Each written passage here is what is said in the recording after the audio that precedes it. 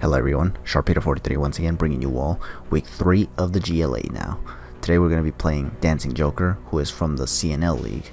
I believe it stands for Chicken Nugget League, which is actually kind of funny, because honestly, chicken nuggets and whatnot, like what does that have to do with draft leagues? I don't know. I'm surprised their logo is not a chicken nugget, but yeah. Either way, Chicken Nugget League, Dancing Joker. So yeah, this guy's draft, I think it's kind of scary. Yeah, has Celesteela, has Mew, Latias, Gliscor, Florges. All these mons are just way too bulky. And while I do have a lot of power in Mega Sharpedo and Zygarde, I feel like these mons are just gonna be able to wall me the hell out. I felt like Chandelure might have been an ideal bring, but the problem was that Gliscor might have been a bit of an inconvenience, as well as Rotom Heat. I don't know. I just didn't feel confident in bringing Chandelure for this match. But yeah. So obviously, what I'm fearing mostly is just the Dragon Fairy Steel Core, which is basically Latias, Florges, and Celesteela. Mew as well, because Mew is actually one of the more bulky mons, despite having common weaknesses such as Dark types. Like it can take even. I think it even takes crunches from Mega Sharpedo, honestly, especially if it's not of the Adamant variety. But yeah, and he also has an Amoonguss just like me, so if he wants to be like very abusive with that regenerator, he could do that as well. Rotom Heat is also kind of scary because if it's offensive, it can have Hidden Power Ice for my Zygarde, it can have Flamethrower for Amoonguss, any electrical move for Skarmory. It covers a lot of my defensive options, honestly, which is not something I'm looking forward to dealing with, obviously. Let's not even get started on Porygon, which that thing I only have one chance of dealing with that, and it's either Toxicking it or Knockoffing. Well, I guess that gives you two options. Never mind. I'm such a capper, I tells you. But yeah. Okay, so yeah, this is the team that I brought for this guy, and hopefully we do well. Hopefully me not bringing Chandelure doesn't bite me in the rear end, because yeah, the only reason I didn't bring it was because I felt like mons like Gliscor and Latias were just gonna be making things way too difficult. And don't even get me started with the special defense wall that is Florges too, honestly.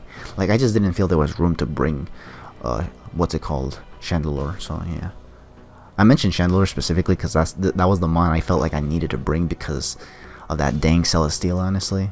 And not to mention, if he brought his own Amoonguss like he did here, it could have been useful, honestly, for me to have just, you know, pressured by going for flamethrowers. But then again, I think Florges might have been the switch in, honestly. Again, there was reasons why I was discouraged to bring Chandelure, despite it being a mon that I was actually heavily wanting to bring out.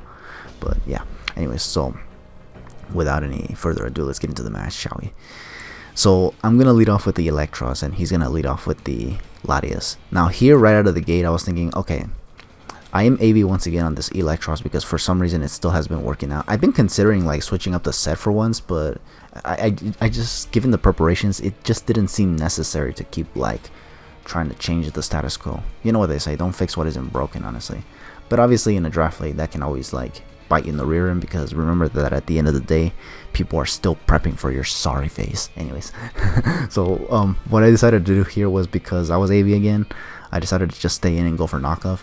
He wisely enough goes for Psyshock, or at least carries Psyshock, so that he can actually ignore the Assault Vest, because if he had only Psychic, it probably would have done a lot less damage than what he does right here. So thankfully this is not a 2-hit KO though. Had this been Life Orb, this probably would have been a 2-hit KO, but it seems like it's not Life Orb, so as a result, I just decided to stay in and go for knockoff. I believe he had a Choice Scarf, so yeah, a Choice Scarf. Obviously, that wasn't good for my Mega Sharpedo, because if it outsped me, it would have 1-hit KO'd me with either Thunderbolt or Draco Meteor. Draco Meteor would hit a lot of my team really hard too, honestly, and he'd be able to switch out and not take a lot of damage, because you know how bulky Latias is. So here, I believe I switch out because I don't want to take another Psyshock, and I go into Skarmory predicting another Psyshock. Thankfully, he didn't go for anything crazy like Thunderbolt predicting me, because that would have been actually pretty bad for me. So here, I decided to set up Stealth Rocks, and I was kind of hoping he wouldn't have Thunderbolt, but if he had Thunderbolt, then chances are I lose a Skarmory. Although I do believe I had Special Defense investment on this Skarmory. I don't remember though, but I think it did, because a lot of his team is heavily Special Attack oriented if you look at his team correctly, or carefully, not correctly, carefully. Because yeah, Celesteela can be special, even though it can also be physical, but it's most commonly special. Latias is special, Florges is special, Amoonguss is special, Porygon is special. Like a lot of these mons are just special attackers, and they seem like the more likely brings basically. Mew can be special as well, honestly. There was just so much that told me that I should probably bring it Spadef invested, so I do believe this Skarmory was Spadef invested.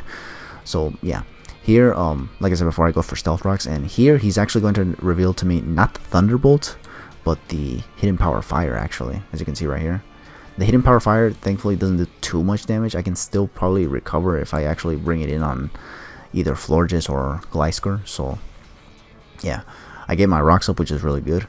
Now I do believe he actually switches out. Oh no, that's a lie. That's a lie in itself. Obviously I'm the one that switches out because I don't want to take another hidden power fire, obviously. So I go into my loaded predicting that he goes for the hidden power fire here. And now here is kind of where I could have actually also scouted if he actually had the Thunderbolt, because it was Scarfed and not Life Orb. I can definitely take a Thunderbolt, I believe, honestly, with this Milotic. So, but I think I just go for the Ice Beam here, because given how weakened this thing is, and I also didn't want it to roost in case this thing happened to have Calm Mind or something. So I think I go for Ice Beam here. He's gonna hard switch into Celesteela though, which isn't gonna take too much. I guess it does reasonable damage. Had I gone for Scald, it would have probably done more, but obviously I didn't want this Latias to be burned, because then it would set up and then get away with sweeping me. That would be really bad. Although it was Scarf, so I don't know why the hell I even thought that that wasn't going to be a thing, honestly. I guess I didn't want to take any Thunderbolts. I don't know. There was a reason I went for Ice Beam, I don't know.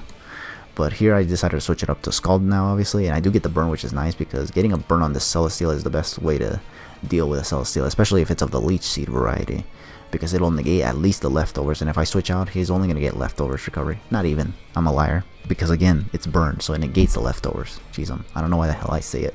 Things that are not true, but whatever.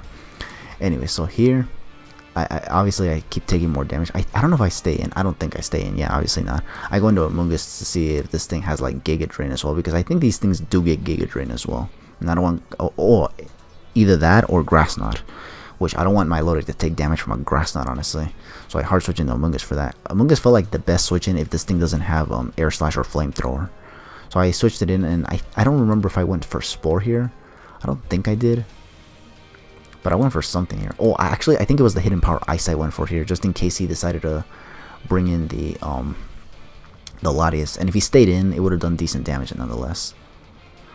Only reason I brought hidden power Ice on this Amoonguss was to deal with Gliscor, because otherwise the Gliscor would have been problematic for Amoonguss, because Amoonguss, it can do decent damage with Giga Drain, sure, but it's not going to be enough to like 2-hit KO. And, you know, Gliscor with Poison Touch and the freaking Roost is just annoying. You just never deal with it, honestly. Although it is faster, and Roost, you know, could lead to super effective Giga Drains, but I don't know. I don't know. Maybe this was a bad idea, honestly. Maybe I should have thought about hidden power fire. I don't know. At the time I wasn't really thinking. I just made this team like, I don't know, like on the fly, I guess. Well, not on the fly. I just made it within like a couple hours, and I didn't really think too much of it, because, you know, for this league I'm trying to just, you know, do what I think is decent, honestly. But I'm not trying like too hard to like, you know, win everything, because, you know, again, it's not necessary. But I mean, like I said before, I do want to do at least decently, honestly. Like if I lose a couple more times, that's fine, but I don't want to lose all the time, so at least have a couple wins under my belt. At least 3, say it. Yeah, given that it's a 6-week season for me, at least 3 wins. Like 3 losses, 3 wins. That sounds like a decent deal, honestly. And even then we could have a shot at the playoffs, I don't know. But yeah, let's see. So here, where was I? Oh yeah, so he has Latias. I think I went for the hidden power Ice. I think I digressed heavily here. But yeah, hidden power Ice I went for here. It doesn't KO, unfortunately. So I think I switch out here, not wanting to take a Side Shock here. I go into Harsh Sharpedo right here. I think it was more to predict the what's it called, the Psychic. But he actually went for the Ice Beam, which I guess is a decent bet. Could have gone for Draco Meter. I think at this point, given how weakened this thing is, he should have just YOLO'd and just went for Draco Meter. Just punch something really, really solid. But maybe he feared that I'd sack the Electros or something. I don't know. But yeah. So here I went for Protect. Unfortunately, this was telegraphed, so as a result, he just hard switches into the Florges. I do get my speed boost this time because, yeah, last week I don't know what the hell happened, bro. I didn't think about the lack of speed boost on Sharpedo when I was team building, obviously. But this time I made sure that this thing has speed boost, that it has Sharpedo Knight and all that good stuff.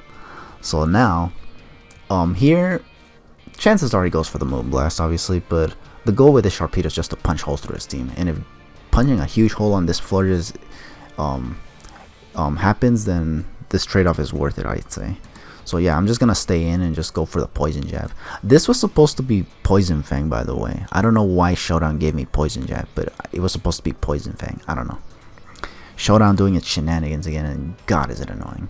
But whatever. Poison Jab is still, at the end of the day, it does more damage either way. But the reason why I carried Poison Fang was in case he stayed in and I got the poison, the toxic poison too, honestly. If I actually hit this Poison Fang, it's a 50-50 chance, so it's a very good chance for me to get it, honestly. And it's for any switching too, honestly, like Porygon and the Latias. Anything that isn't Celesteela or Gliscor. Maybe it was a risky idea of even carrying a poison move, but this Florges was one of the things I really just wanted to get out of my way, honestly. And if it's a Clerics, which means if it has Heal Bell or something, pressure it so that it uses it, giving more chances to KO it or something. I don't know. But yeah, this Poison Jab did decent damage, and he actually, I think he went for what I think he went, and he went for the Aromatherapy, which I forgot what he was trying to heal with this, honestly. Oh, I think he was just trying to heal the burn from Celesteela, because I don't think anything else I statused, honestly. I don't think I even used Spore on this Amoonguss yet, because the guy has been playing kind of like, you know, in a maneuvertive type of way. I don't know how to say it, but yeah, something like that. So here, he's going to hard switch into Celesteela. I think I just went for more poison moves, yeah, because I didn't want to stay in trying to predict and go for Crunch, and then he stays in and just Moonblast me. That would just suck, obviously. So I went for another Poison Jab, doesn't do any damage. Here I decided to stay in nonetheless, even if he has Giga Drain or Grass Knot. I just want to get the damage on this Celesteela, so I just go for Crunch basically here. Crunch does decent damage, doesn't KO, unfortunately. It does get the Leech Seed instead, so he opts for Leech Seed rather than anything else. So he probably doesn't even have anything for Sharpedo. That's good to know. However, he could be still annoying with this Protect Leech Seeding shenanigery. So obviously that's going to be a little inconvenient. What I'm trying to do here is to at least keep it weakened basically. But he's going to switch it out into Amoonguss now, which is even more annoying because now he's basically trying to play around my shenanigans. He's going to hard switch into Latias now basically to sack it so he can scout my Ice Fang or Psychic Fangs if I had it. And he saw that I had Ice Fang, yeah. I didn't have room for Psychic Fang, so I just carried Ice Fang, which covered both Latias and Amoonguss. Oh, and not to mention the Gliscor, honestly. I think with Latias I would have just gone Crunch, honestly. But yeah, so yeah, I got a decent amount of damage on his spawns, although his Amoonguss does get regenerated back, but not this thing. So once again, the goal is just to simply, you know, either take this thing out or at least cripple it enough so that it goes down to anything else later after the Sharpedo goes down. So yeah, that's basically what we're going to do. He's going to protect, obviously, because that's what he's got to do, obviously. He's going to get more Leech Seed and Leftovers because he no longer has the burn. And yeah, he's going to get the double protect, which is actually, I'll admit, really, really obnoxious. Because goddamn, bro. I didn't want this thing to actually get this much recovery, honestly. I was hoping he'd actually like miss out on the second protect, but he didn't. So yeah. I do live still enough for one more attack, obviously. So that's actually good for me because that means I'm guaranteed now either damage on this thing to keep it weakened or damage on anything else that he decides to switch in, obviously. And nothing's going to appreciate a Crunch, honestly, at this point. So yeah. He is actually going to switch out, and he's actually going to go into Porygon too, which is fine with me, honestly. Because, I mean, after this, yeah, I go down, but he doesn't even get that much HP back anyway. And you know what I'm going to send in now? Yeah, the Electros. And you know what I'm going to do with this Electros, right? Yeah, I'm going to go for the freaking knockoff to make sure this Eviolite is no longer, you know, an inconvenience to my team, obviously. He's going to go for Recover to keep this thing healthy, obviously. But now I'm confident that I can at least do significant damage with any of my mons, especially my Zygarde. And that's exactly what I'm going to go for right now. I'm going to go for the Volt Switch. Hopefully he doesn't switch into Gliscor, but if he does, I do have something for it. So yeah, he's going to go for Ice Beam and crit me, which is actually really, really obnoxious. I actually didn't want him to crit me with that Ice Beam. I needed it so I can actually take a knockoff from Gliscor if he actually has knockoff, honestly. So yeah. But yeah, we do get the pivot though, and we're going to go into Banded Zygarde. So yeah, Banded Zygarde time now. Now Banded Zygarde is just going to do Banded Zygarde things, and it's just going to go for 1,000 arrows and take this thing out, which is good for me. He's going to go into the Florges now, and I guess he was hoping I'd fear that this thing could be speed invested and outspeed my Zygarde, but I just stayed in, just YOLO'd it, honestly. I just figured, nah, I'm not going to switch out. So I just stayed in and just 1,000 arrows this too as well, and took it out as well. And now he's going to bring in this Gliscor, which this Gliscor is actually, I'll admit this thing was a little bit annoying. Because look, I'm going to go for 1,000 arrows, which does that much damage. Unfortunately, because of the Toxic Orb that is going to proc right now, it's going to get a lot of recovery. I went for 1,000 arrows again, hoping that I'd be able to take it out this time. Maybe that was a low roll or something. But nah, it actually survives pretty decently that it can even roost again, honestly, if it wants to. Got the Defog off as well, so the rocks are no longer on his side of the field, which is actually...